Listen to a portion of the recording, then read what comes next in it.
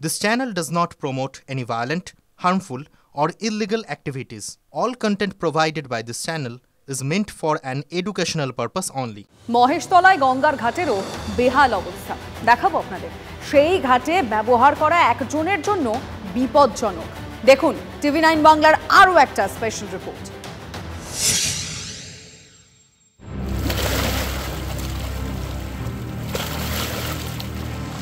এটা মুর্শিদাবাদ বা মালদার ছবি নয়, কলকাতার কাছেই মহেশতলার 7 নম্বর ওয়ার্ডের আকরা ফটক বালুঘাট। স্রোতের ধাক্কায় পার ভাঙে আর আতঙ্কে বুক কাঁপে এলাকাবাসী। ভরা কটালে পরিস্থিতি আরও খারাপ হয়। বালির বস্তা ও শাল কাঠ দিয়ে পার বাঁচানোর চেষ্টা করা হয়েছে, কিন্তু কাজের কাজ কি?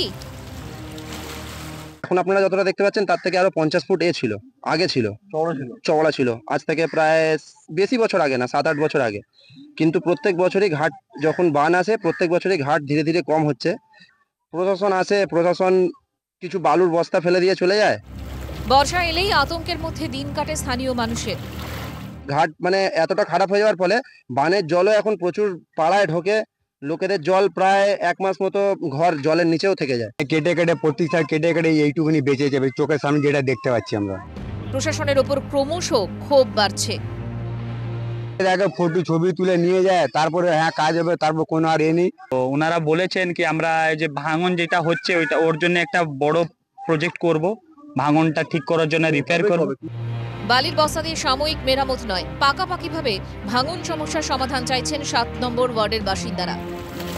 মহেশতলা থেকে সৌভিক সরকার রিপোর্ট, TV9 বাংলা। দেখুন, ভাঙন রোধে প্রশাসন যে কিছুই করছে না এমনটা কিন্তু নয়। প্রচুর টাকা ব্যয় হচ্ছে, কিন্তু সেই টাকা কার্যত জলে যাচ্ছে। পরিকল্পনাবিহীন বাঁধ বাঁধায় ভাঙনের হাত থেকে নিস্তার নেই। কলকাতার পর এবার একটু আপনাদেরকে গ্রামের ছবিটা দেখাতেই হচ্ছে। আতঙ্কের প্রহর গুনছেন চন্দ্রকোনার কেশাডাল গ্রামের বাসিন্দারা।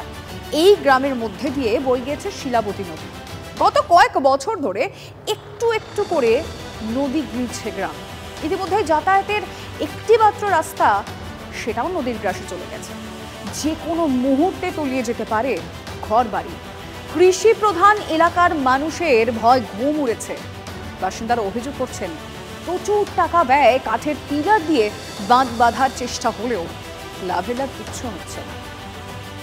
নদীর জল তো এখন কমেছে, যখন বাড়া জল হয় আমরা সারা রাত ঘুমাতেও পারি না। পরিস্থিতি 17 সালে যে বন্যা হয়েছিল, তারপরে যে কাঠের গাড়োয়াল করেছে, তো খারাপ কাঠ, একবার 2 বছর গেল, নষ্ট হয়ে গেল। যা বাঁধা হলো কন্ট্রাক্টর বাড়ি চলে গেল, বন্যা এলো, ভেঙে গেল। আমাদের ভেঙে যায়। আমাদের এখানে তো সমস্যা শেষ নাই। আমাদের বাড়ি ঘরও যাবে, জমি জায়গা যেটুকু আছে আমাদের এখানে চাষির জমি জায়গা কম, কিন্তু ভেঙে গেলে একবারে শেষ হয়ে যাবে। কংক্রিটের বাঁধ তৈরি না হলে এই পরিস্থিতি মোকাবিলা কিন্তু অসম্ভব, এমনটা বলছেন স্থানীয় বাসিন্দারা। কি বলছে স্থানীয় প্রশাসন, শোনা যাক। এই দানার প্রভাবে নদীবাঁধ ভেঙেছে। ইরিগেশন ডিপার্টমেন্টের সঙ্গে কথা হয়েছে, ওনারা ওখানে আরও শক্তপোক্ত করে বাঁধটা করবেন। খুব তাড়াতাড়ি ওনারা কাজ শুরু করবেন, যাতে ভাঙনটাকে আমরা সাময়িকভাবে রক্ষা করতে পারি। কলকাতায় ভাঙন নিয়ে বন্দর কর্তৃপক্ষকে দায়ী করে বিরোধীদের তোপের মুখে মেয়র। রাজনীতির ময়দানেও তার বক্তব্য ঘিরে বিতর্ক দানা বাঁধছে। বিজেপির নেত্রী রেখা পাত্রকে নিয়ে কুমন্তব্য পুরমন্ত্রী ফিরহাদ হাকিমের। সন্দেশখালী থানায় অভিযোগ দায়ের করেছেন রেখা পাত্র। তবে বিধাননগরে থানা ফিরিয়েছে বিজেপি নেতাকে। শাসক নেতার বিরুদ্ধে অভিযোগ বলে কি এই অবস্থা? সন্দেশখালীতে শাহজাহান বাহিনীর বিরুদ্ধে রুখে দাঁড়ানো রেখা পাত্রকে প্রার্থী হিসেবে বেছে নিয়েছিলেন স্বয়ং প্রধানমন্ত্রী নরেন্দ্র মোদী। এই বোন কখনোই 2000 টাকায় কারোর কাছে বিক্রি হয়নি, আর হবেও না। बसीरहाट से उम्मीदवार हमारी बहन रेखा पात्रा अभी यहां मंच पर ही है, और क्या बढ़िया भाषण किया उन्होंने। যদিও বসিরহাট কেন্দ্রে শেখ নুরুল ইসলামের কাছে হেরে যান রেখা। ভোটের ফল বেরোনোর পর একটি মামলাও করেন। হারোয়া উপনির্বাচনের প্রচারে গিয়ে সেই রেখা পাত্রকে নিয়ে কুকথা পুরমন্ত্রী ফিরহাদ হাকিমের। আপনাদের এখানে প্রার্থী দিয়ে দিল সন্দেশখালী থেকে, সেই ভদ্রমহিলা কোথায়? এই তো হাজী নুরুলের বিরুদ্ধে কেস করেছিল, হেরে গিয়ে হেরো মাল, কয়েক লক্ষ ভোটে হেরে গেল। তারপরে কেস করলো। বিজেপি কেস জানে, মানুষের পাশে আসতে জানে না। মন্ত্রীর মন্তব্য নিন্দনীয় বলছেন রেখা। খেটে খাওয়া পরিবার থেকে উঠে আসা প্রার্থী করেছিলেন নরেন্দ্র মোদীজি। যাদের সহ্য হয় না তারা বারে বারে পুরোচিত ভাষায় আক্রমণ করে। ব্যক্তিগত নিয়ে আক্রমণ করেছেন এবং কমিউনিটি নিয়েও আক্রমণ করেছেন। হাকিমের কুকথা নিয়ে তৃণমূলকে আক্রমণ বিজেপির। আপনাদের তৃণমূলের কাছে মহিলারা তো মাল, তাই না?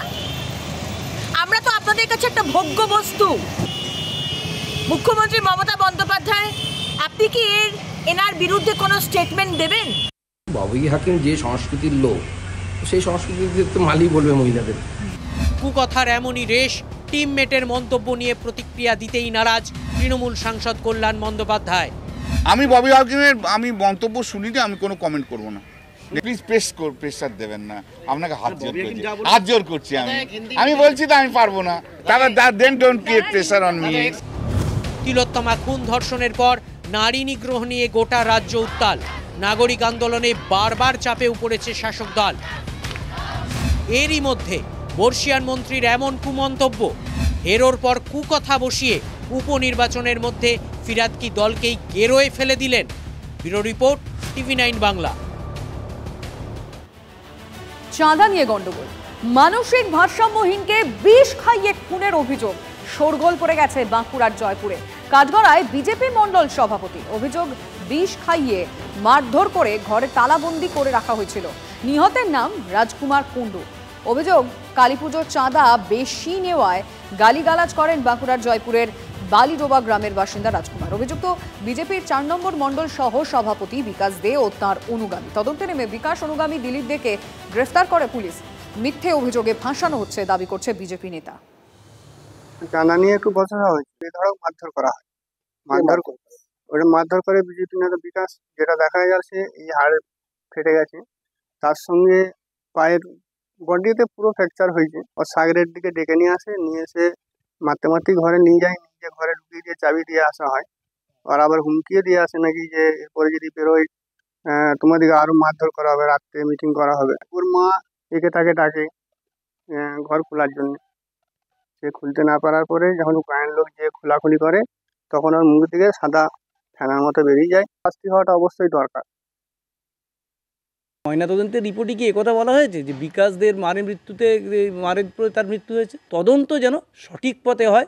তদন্ত যেন এই নয় যে ভারতীয় জনতা পার্টির কর্মী বলে তাকে দাগিয়ে দিয়ে সাজা দিয়ে দেওয়ার চেষ্টা করে।